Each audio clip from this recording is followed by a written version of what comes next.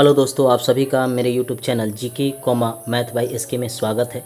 आज हम राष्ट्रकूट के बारे में पढ़ेंगे। ये राष्ट्रकूट का क्षेत्र है। पिछले वीडियो में हमने पाल प्रतिहार के बारे में पढ़ाया था। अगर आपने वह वीडियो नहीं देखा है तो मेरे यूट्यूब चैनल पर जाकर देख सकते हैं प्लेलिस्ट में। राष्ट्रकूट राजवंश के संस्थापक दंती दुर्ग थे। 752 ईस्वी में इन्होंने राज्य की स्थापना किया था। ये पहले कर्नाटक के चालुक्य राजवंशों के अधीन थे। बाद में इन्होंने स्वतंत्र शासन स्थापित किया। इनकी राजधानी मानकीर, जिसे मानखेत भी कहा जाता है, वर्तमान में इसे मालखेर कहा जाता है, सोलापुर के निकट यह स्थित है।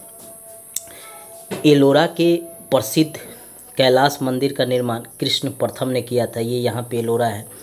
यहीं पे प्रसिद्ध कैलाश मंदिर का निर्माण कृष्ण प्रथम ने करवाया था। हमेशा प्रश्न में पूछता है कि एलोरा के प्रसिद्ध कैलाश मंदिर का निर्माण किसने करवाया था, तो कृष्ण प्रथम ने करवाया था। ध्रुव राष्ट्रकूट वंश का पहला शासक था जिसने कन्नौज पर अधिकार करने हेतु त्रिपक्षीय संघर्ष में भाग लिया। ये कन्नौज था, यहाँ पे उत्तर प्रदेश में वर्तमान में है। इस पे अधिकार करने के लिए पाल, प्रतिहार और राष्ट्रकूटों के बीच हमेशा संघर्ष होता रहता था। ध्रुव पहला राष्ट्रकूट शासक था जो इस त्रिपक्षीय संघर्ष में भाग लिया और इसने प्रतिहार नरेश वत्सराज,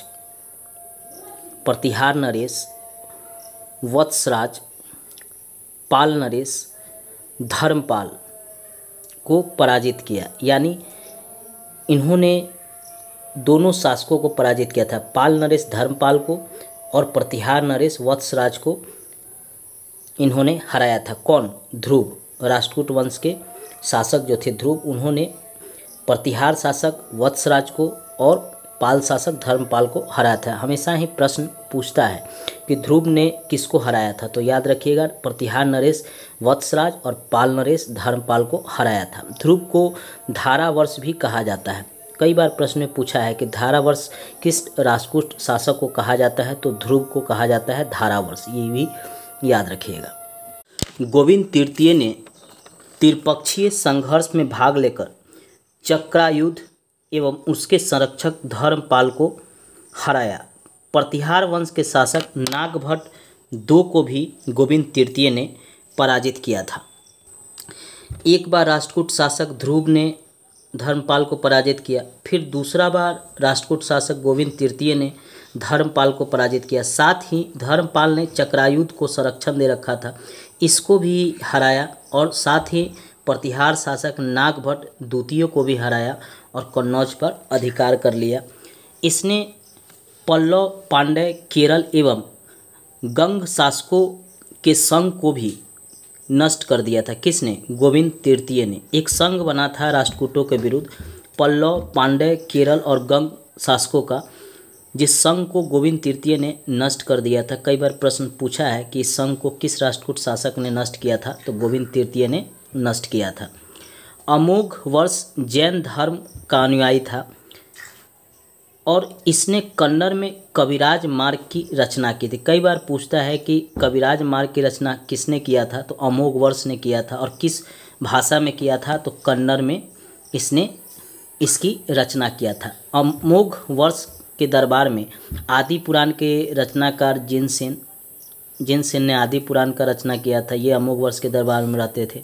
गणितासार संग्रह के लेखक महावीराचार्य भी अमोघ वर्ष के दरबार में रहते थे।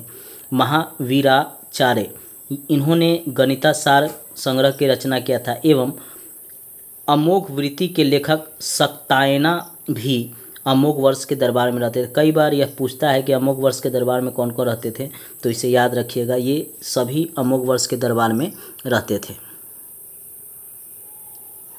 अमोघ वर्ष ने तुंगभद्रा नदी में जल समाधि लेकर अपने जीवन का अंत किया था। अंतिम समय में कहा जाता है कि अमोघ वर्ष ने जल समाधि ले लिया था तुंगभद्रा नदी में। कई बार प्रश्न पूछता है कि कौन राष्ट्रकूट शासक जल समाधि लिया था, तो ये अमोघ वर्ष ने जल समाधि लिया था। अब अगला शासक इंद्र तृतीय बना। इसके समय में अरब निवासी अल मसूदी भारत आया और इसने राष्ट्रकूटों की प्रशंसा किया और राष्ट्रकूटों के बारे में कहा कि यह सर्वश्रेष्ठ यहाँ के शासक हुआ करते थे। राष्ट्रकूट वंश का अंतिम महान शासक कृष्ण तृतीय को माना जाता है। इसी के दरबार में कन्नड़ भाषा के कवि पोन्न रहते थे। ये कन्नड़ भाषा के कवि थे जिन्होंने शांति पुराण की रचना किया था। किसने किया था? पोन्न ने शांति पुराण की रचना किया था। कई बार ये एग्ज़ाम में पूछा गया, इसको याद रखिएगा। किसके दरबार में रहते थे और इन्होंने क्या रचना किया था और किस भाषा में रचना किया था, ये हमेशा ही प्रश्न पूछता है। कल्याण के चालुक्य तैलप II ने 973 ईस्वी में कर्क को हराकर राष्ट्रकूट राज पर अधिकार कर लिया। अब अंतिम जो राष्ट्रकूट शासक था वह कर्क था, वह कमज़ोर शासक था और इसी का फ़ायदा उठाकर कल्याण के चालुक्य शासक तैलप II ने उसको हराकर राष्ट्रकूट राज्य पर अधिकार कर लिया और यहाँ पे कल्याण के चालुक्य वंश की नींव डाली। कई बार प्रश्न पूछता है कि राष्ट्रकूट वंश का अंतिम शासक कौन था, तो ये कर्क था और इसको किसने हराया था? तो कल्याण के चालुक्य तैलप II ने इसको हराया था। एलोरा एवं एलिफेंटा जो अभी महाराष्ट्र में है, इस गुहा मंदिरों का निर्माण राष्ट्रकूटों ने ही महाराष्ट्र में करवाया था। राष्ट्रकूट शैव धर्म को भी मानते थे, वैष्णव धर्म को भी मानते थे, शाक्य धर्म को भी मानते थे, जैन धर्म को भी मानते थे। राष्ट्रकूटों ने अपने राज्यों में मुसलमान व्यापारियों को बसने का भी अधिकार दिया और इस्लाम के प्रचार का भी अधिकार दिया। कभी कभी प्रश्न पूछा जाता है कि किस शासक ने मुसलमानों को अपने राज्य में बसने और इस्लाम के प्रचार का अधिकार दिया था? तो ये राष्ट्रकूटों ने ही इनको दिया था। इसको हमेशा याद रखिएगा।